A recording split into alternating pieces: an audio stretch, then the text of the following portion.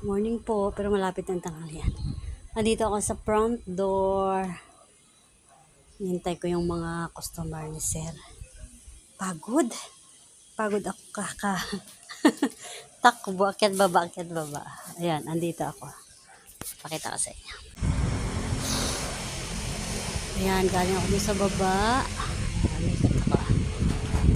Ayan, po malakas ang hangin, sarap ng hangin.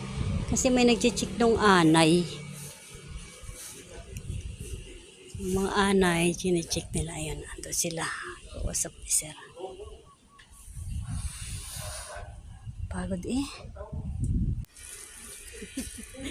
Ando na sa tarde.